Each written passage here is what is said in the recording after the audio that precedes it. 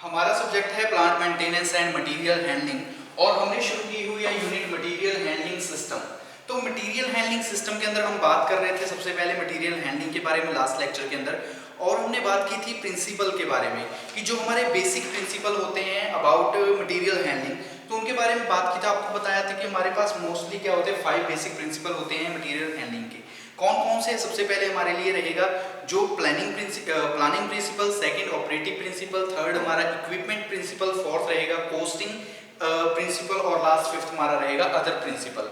अभी तक हम 2 प्रिंसिपल्स के बारे में बात कर चुके हैं। फर्स्ट वन हमारा था प्लानिंग प्रिंसिपल और सेकंड हमारा था ऑपरेटिंग प्रिंसिपल। नेक्स्ट हम बात करते हैं थर्ड प्रिंसिपल के बारे में। तो थर्ड प्रिंसिपल हमारा रहेगा इक्विपमेंट प्रिंसिपल। थर्ड हमारा कौन सा रहेगा? Equipment principle. तो अब देखिए इक्विपमेंट प्रिंसिपल के अंदर हमने क्या करना है कि जो हमारी मटेरियल हैंडलिंग है उसके अंदर हम बात कर रहे हैं इक्विपमेंट्स के बारे में। तो सबसे पहले हम क्या करेंगे, select proper equipment for the job, कि जो इक्विपमेंट हमें जॉब के लिए जरूरी है, जो नेसेसरी है, हम उसी इक्विपमेंट को सिलेक्ट करेंगे।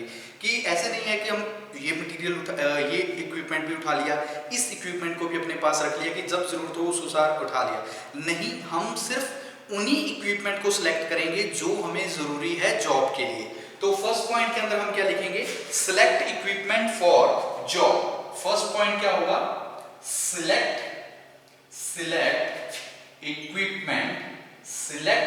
इक्विपमेंट फॉर जॉब, कि जो भी हमें इक्विपमेंट जरूरी है जॉब के लिए उसी सिलेक्ट इक्विपमेंट, प्रॉपर इक्विपमेंट को हम सिलेक्ट करेंगे जॉब के लिए। कि सिलेक्ट प्रॉपर इक्विपमेंट या फिर सिलेक्ट इक्विपमेंट फॉर जॉब, जो भी हमारी जॉब है, जिस जॉब पे हम वर्क करना चाहते हैं उसके अकॉर्डिंग हम क्या करेंगे, हमारे इक्विपमेंट को सिलेक्ट करेंगे। Next, avoid using equipment below it's quality या कैपेसिटी, कि ऐसे इक्विपमेंट जिनकी कैपेसिटी क्या है, नीचे है, यानी कि अंडर डाउन है, अंडर ग्रेड है, उन इक्विपमेंट्स को हम चूज नहीं करेंगे, उनसे हमें क्या करेंगे, अवॉइड करेंगे। Avoid using handling equipments below its capacity, कि ऐसे हैंडलिंग इक्विपमेंट जिनकी कैपेसिटी क्या है, बिलो है, हम उनको अवॉइड करने की कोशिश करेंगे, कि उनके यूज को अवॉइड करेंगे, कि ऐसे हैंडलिंग इक्विपमेंट का हम यूज ही नहीं करेंगे। तो सेकेंड पॉइंट के अंदर हम क्या लिख सकते हैं, avoid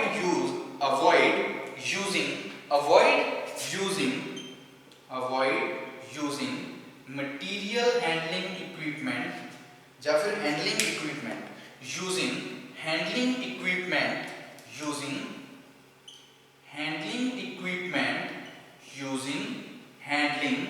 equipment below its capacity, कि अगर उसकी कैपेसिटी बिलो है तो हम उनको अवॉइड करेंगे यूज करने से।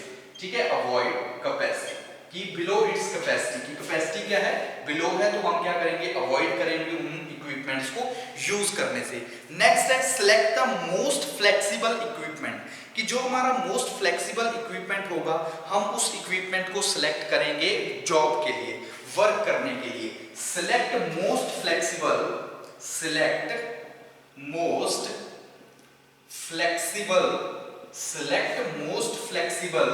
इक्विपमेंट, कि जो मोस्ट फ्लेक्सिबल इक्विपमेंट होगा उस इक्विपमेंट को हमने क्या करना है, सिलेक्ट करना है यूज करने के लिए।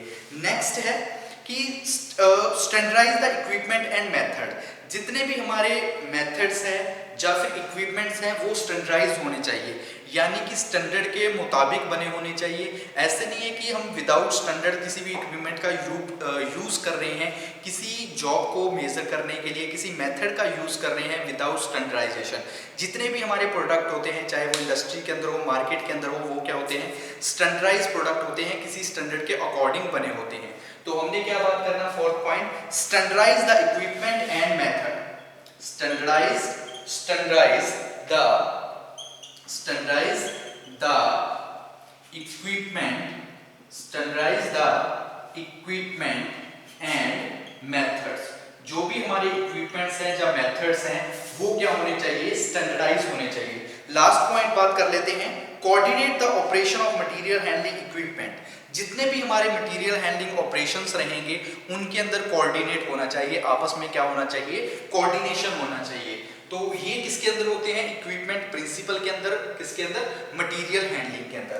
तो कोऑर्डिनेशन या फिर coordinate the operation, coordinate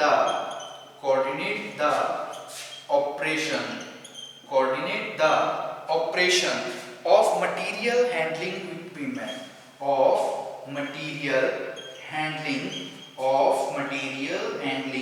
equipment, कि जितने भी हमारे मटेरियल हैंडलिंग इक्विपमेंट ऑपरेशंस होते हैं, उन ऑपरेशंस के अंदर क्या होना चाहिए? कोऑर्डिनेशन होना चाहिए, कोऑर्डिनेट होना चाहिए।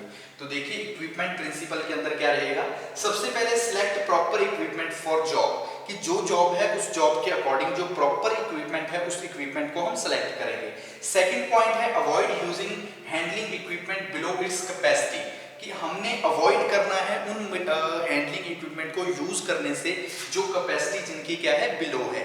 नेक्स्ट है सिलेक्ट मोस्ट फ्लेक्सिबल इक्विपमेंट, कि जो हमारा मोस्ट फ्लेक्सिबल इक्विपमेंट होगा, हमने मोस्ट फ्लेक्सिबल इक्विपमेंट को यूज करना है इक्विपमेंट प्रिंसिपल के अंदर मटेरियल हैंडलिंग के लिए।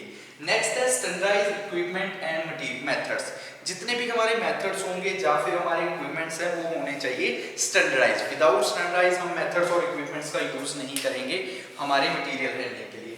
Coordinate the operations of material handling equipment, जितने भी हमारे ऑपरेशंस है जो मटेरियल हैंडलिंग इक्विपमेंट से रिलेटेड है उनके अंदर कोऑर्डिनेट होना चाहिए, कोऑर्डिनेशन होना चाहिए। तो ये हमारा रहेगा equipment principle, third principle. Next हम बात करते हैं हमारे फोर्थ प्रिंसिपल के बारे में। तो फोर्थ प्रिंसिपल हमारा कौन सा था? Costing principal. नेक्स्ट हम बात करते हैं फोर्थ प्रिंसिपल के बारे में, वो हमारा रहेगा costing principal.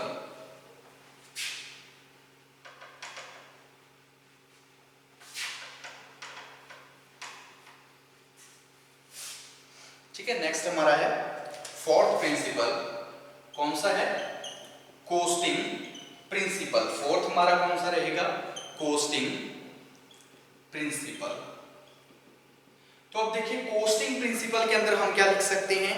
No all the handling cost. इस प्रिंसिपल के अंदर हमने बात करनी है कि जितना हमारा टोटल कोस्ट लग रहा है हैंडल करने के लिए मटेरियल्स को, कि know all the handling cost. First point के अंदर हमने क्या बात करनी है? Know all the handling cost, no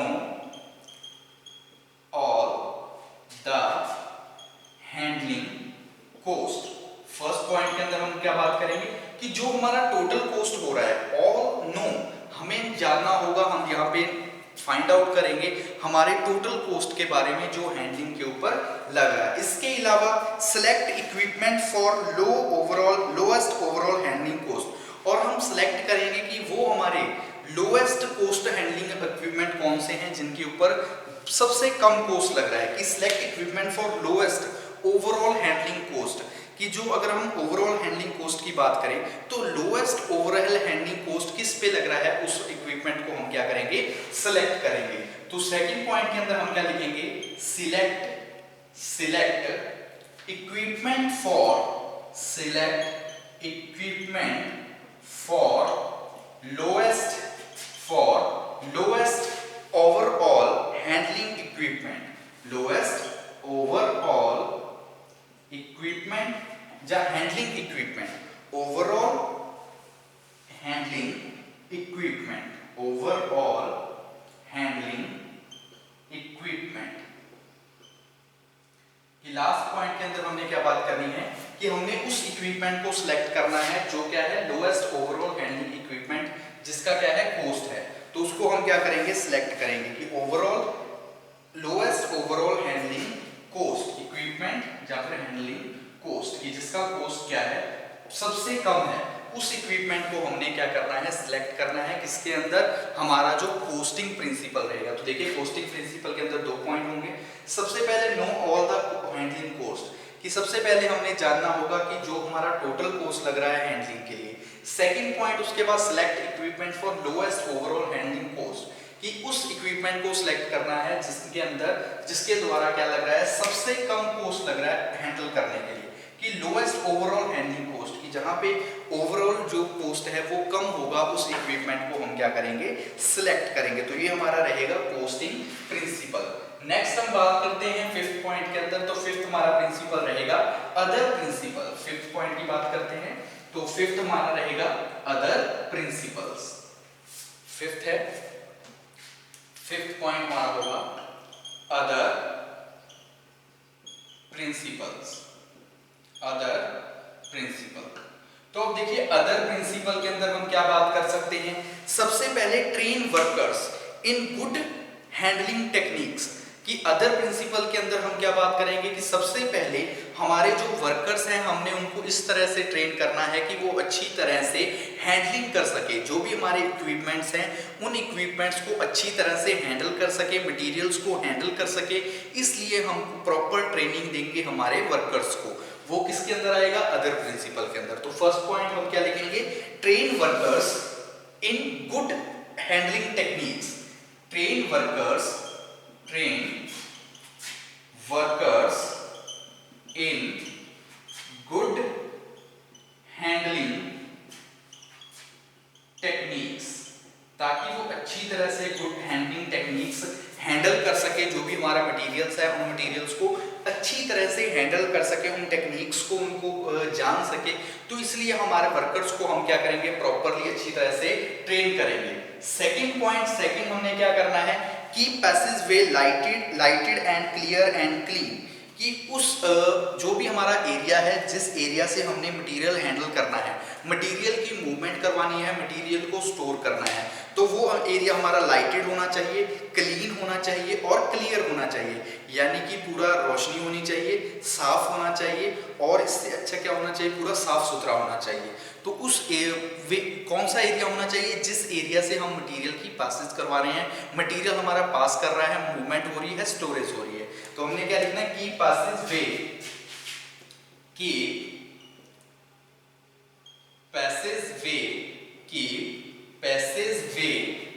lighted clean and clear. Passage वे मतलब जिस वे से हमारा मटेरियल क्या कर रहा है, पास कर रहा है, चाहे वो स्टोरेज के लिए हो, मूवमेंट हमारी हो रही है मटेरियल की, या फिर मटेरियल हैंडलिंग हम कर रहे हैं, मटेरियल को एक जगह से दूसरी जगह पे ट्रांसपोर्ट कर रहे हैं। तो जो वो पासिंग वे है वो लाइटेड होना चाहिए, क्लीन होना चाहिए और क्लियर होना चाहिए। थर्ड पॉइंट की बात करते हैं, avoid unnecessary mixing of materials. हमने क्या करना है, मिक्सिंग करने से अवॉइड यानी कि बचना है। अननेसेसरी मिक्सिंग कि जो मटेरियल है, जिस क्वालिटी का है, जिस स्पेसिफिकेशन के अकॉर्डिंग है, जो हमारी रिक्वायरमेंट है उसके मुताबिक हमने उस मटेरियल को अरेंज करना है स्टोरेज के अंदर। जो भी हमारे इन्वेंट्री रूम्स होंगे, स्टोरेज रूम होंगे, वहां पे हमने उनको स्टोर करना है, ना कि हमने अननेसेसरी जो भी हम अननेसेसरी ऑपरेशंस कर रहे हैं, अननेसेसरी मिक्सिंग कर रहे हैं, तो ये चीजें नहीं करनी। तो थर्ड पॉइंट के अंदर हमने क्या करना है, थर्ड पॉइंट क्या लिखेंगे, अवॉइड अननेसेसरी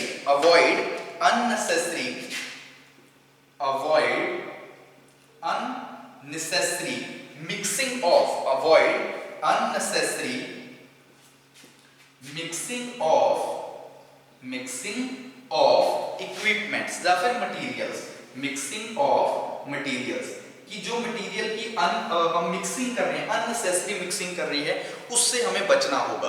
ये किसके अंदर होगा, अदर प्रिंसिपल्स के अंदर। फोर्थ पॉइंट के अंदर हम बात करते हैं और हम क्या लिख सकते हैं कि don't neglect handling function in the office work, कि जो ऑफिस वर्क के अंदर हम काम कर रहे हैं तो उनको निग्लेक्ट नहीं करना होगा। जो भी हैंडलिंग फंक्शंस होंगे, जो हैंडलिंग हमें जो डिसीजंस होंगे, जो आपको जो बताया गया होगा, ऑब्जेक्टिव्स होंगे जो हमें ऑफिस रूम से मिले होंगे, हमने उनको निग्लेक्ट नहीं करना, उनके मुताबिक हमने हैंडलिंग करनी होगी। कि don't neglect handling functions, do not neglect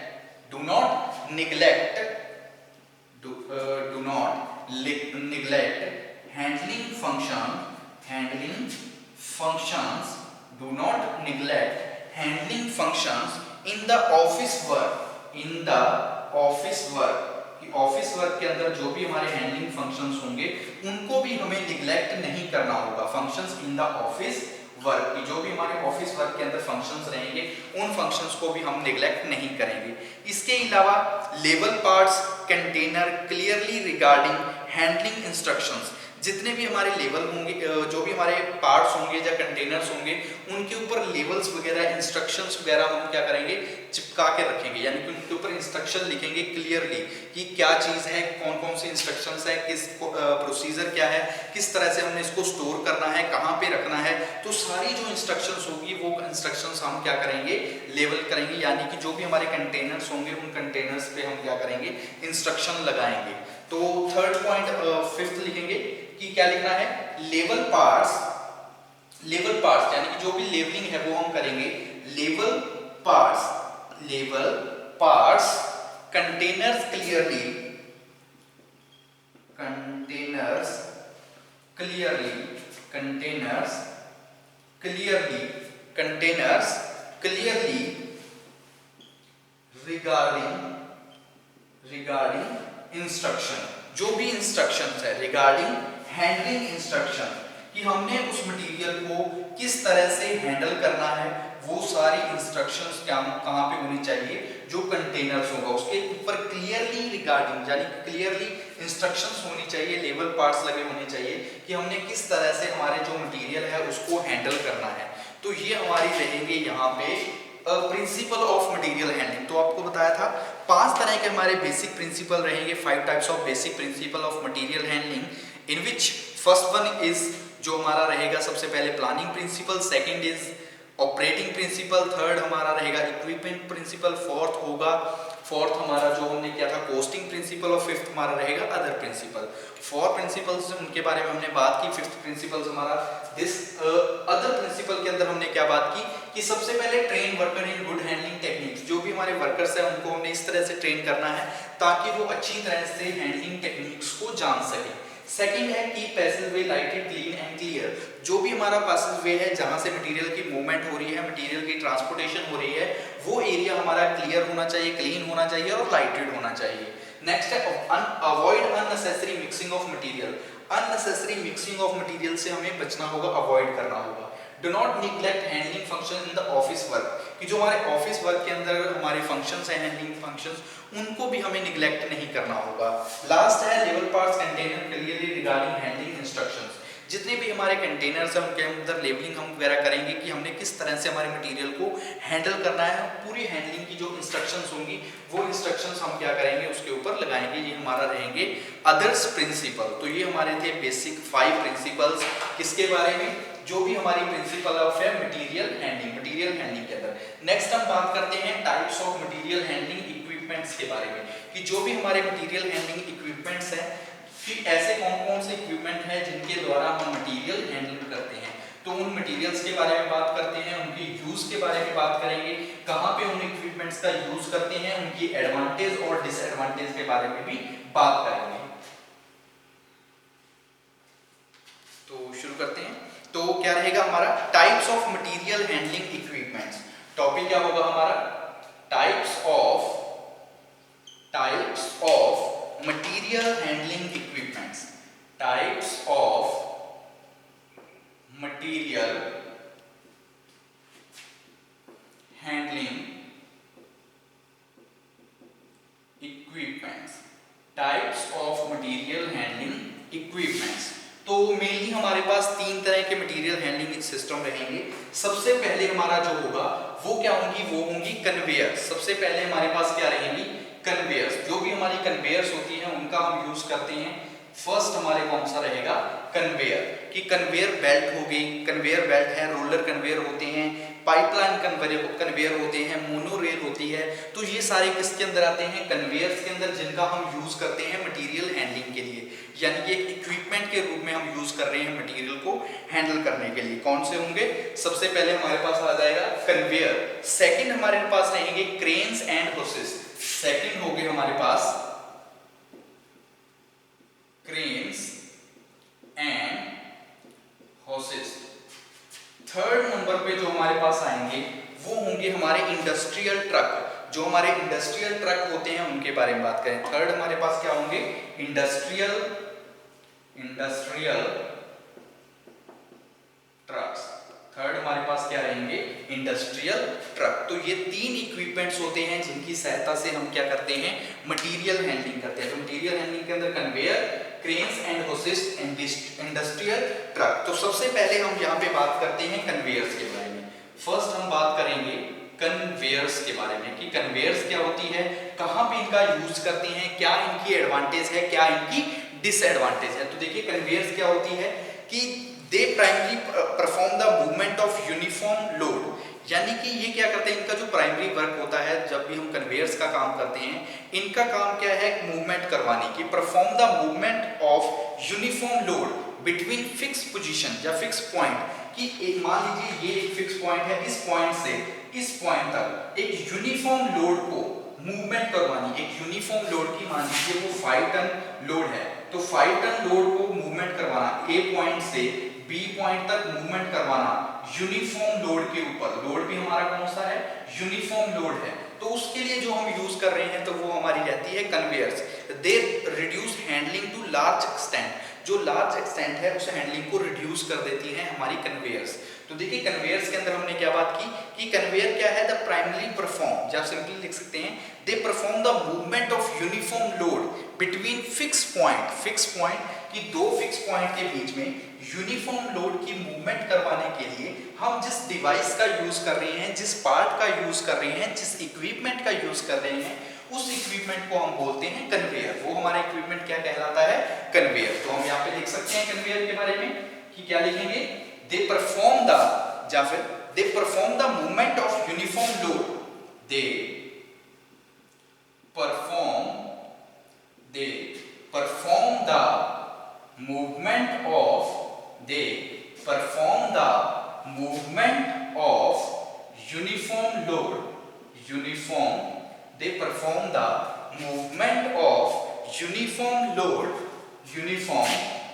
load between two points, between two fixed point या फिर लिख सकते हो फिक्स पोजीशन। कि कन्वेयर्स क्या होती है, they perform the movement of uniform load, कि यूनिफॉर्म लोड को दो पॉइंट्स के अंदर मूवमेंट करवाने के लिए, यानी कि एक पॉइंट से दूसरे पॉइंट तक लेके जाने के लिए यूनिफॉर्म लोड को जिन डिवाइस का, जिस इक्विपमेंट का यूज करते हैं, उस इक्विपमेंट को हम बोलते हैं conveyors. There are some types of conveyor, यहाँ पे कुछ टाइप्स होते हैं कन्वेयर के। सबसे पहले जैसे कि बेल्ट कन्वेयर, हमारे पास कौन सी होती है, belt conveyor, roller conveyor, screw conveyor. सबसे पहले बेल्ट कन्वेयर, सेकंड हमारी आ जाएगी रोलर कन्वेयर, थर्ड हमारे पास आ जाएगी, थर्ड हमारे पास क्या होगी, screw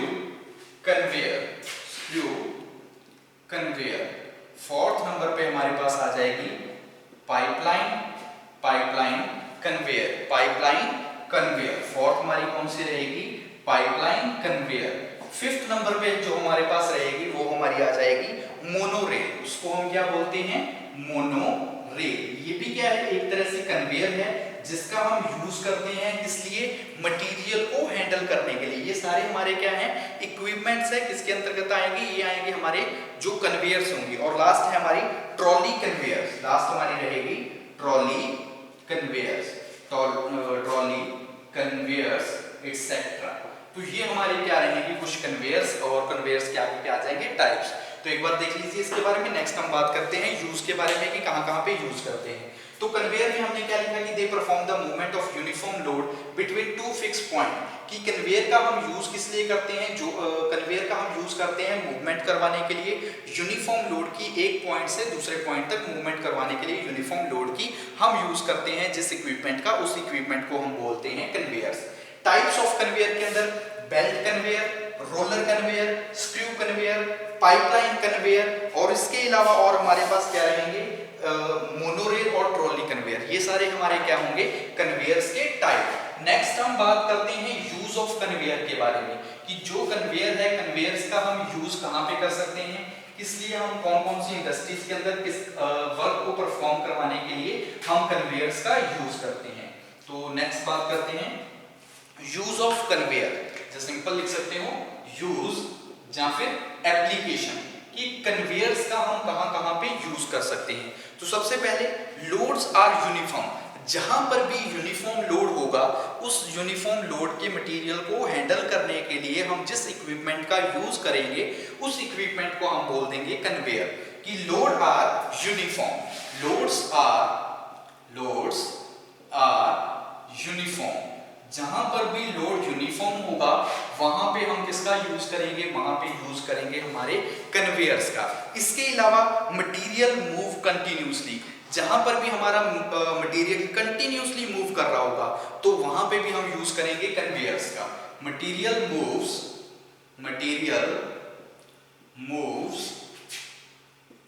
continuously, materials move continuously, जहां पे भी हमारा मटेरियल कॉन्टिन्यूसली मूव कर रहा होगा तो वहां पे भी हम किसका यूज कर सकते हैं, वहां पे हम यूज करेंगे हमारी कन्वेयर्स का। इसके अलावा रूट डू नॉट वेरी, जहां पे हमारा रूट वेरी ना कर रहा हो, एक ही सिमिलर रूट चल रहा हो, पाथ हमारा सेम हो, स्ट्रेट पाथ हो, तो वहां पे भी हम यूज करेंगे कन्वेयर्स का। कि रूट डू नॉट वेरी, यहाँ पे हमारा जो रूट है वो वेरी नहीं कर रहा तो वहां पे भी हम किसका यूज करेंगे, कन्वेयर्स का यूज करेंगे। इसके अलावा rate of movement is relatively fix, कि जो रेट ऑफ मूवमेंट है यानी कि जो मूवमेंट हो रही है मटेरियल की वो एक तरह से फिक्स है तो वहां पे भी हम कन्वेयर्स का यूज करेंगे। Rate of movement